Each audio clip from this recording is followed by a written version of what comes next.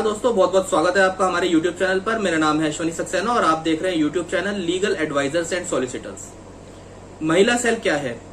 महिला सेल एक तरीके का मध्यस्थता है, एक तरीके की संस्था है जहां मध्यस्थता कराई जाती है। अगर किसी महिला के साथ उसके ससुराल में या ससुराल वालों ने कोई आपराधिक घटना की है और उस आपराधिक घटना की शिकायत अगर कोई महिला वुमन सेल में यानी महिला सेल में कर देती है, तो उस शिकायत पर सुनवाई के लिए महिला सेल को बनाया गया है, जिससे कि महिला के अधिकारों का संरक्षण किया जा सके, उसकी शिकायत पर सुनवाई की जा सके।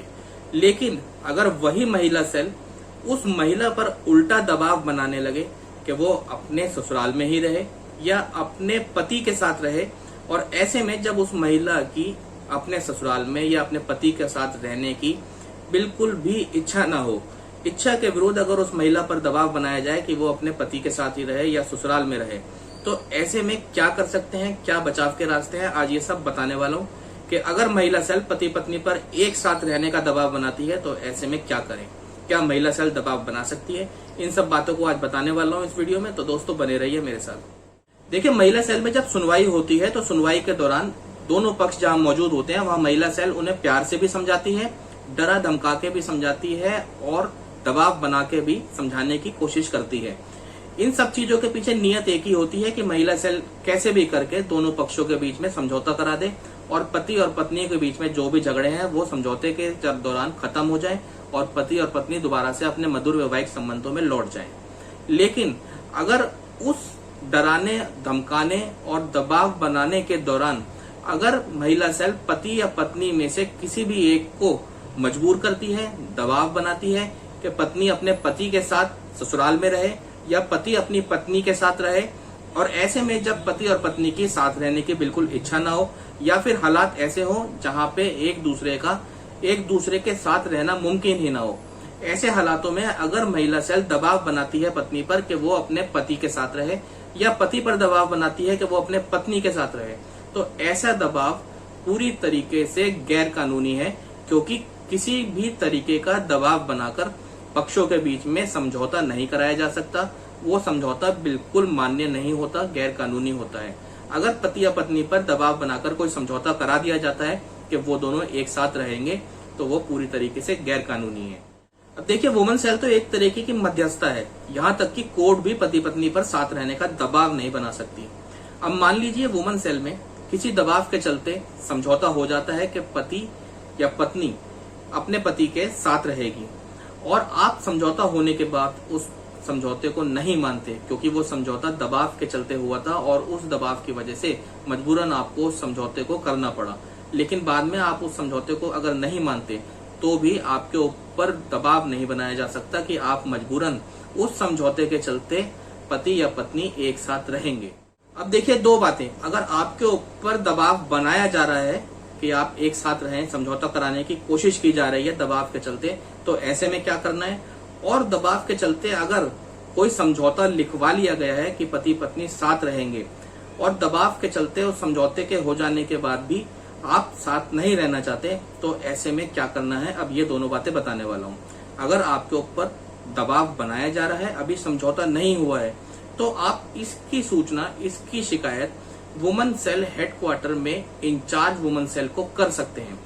हर स्टेट में, हर डिस्ट्रिक्ट में वुमन सेल हेडक्वार्टर होता है। वुमन सेल हेडक्वार्टर में इंचार्ज वुमन सेल को आप इस बात की कंप्लेंट कर सकते हैं, शिकायत कर सकते हैं कि आपके ऊपर जबरन दबाव बनाया जा रहा है पति पत्नी के साथ एक साथ रहने का। और दूसरी तरफ अगर आपसे दबाव के चलते कोई समझौता ऑलरेडी करवा लिया गया है, तो इस बात की सूचना भी आप इंचार्ज वुमन सेल को देंगे, और साथ साथ इस बात की सूचना आप अपने एरिया के थाने में भी देंगे कि आपसे जबरन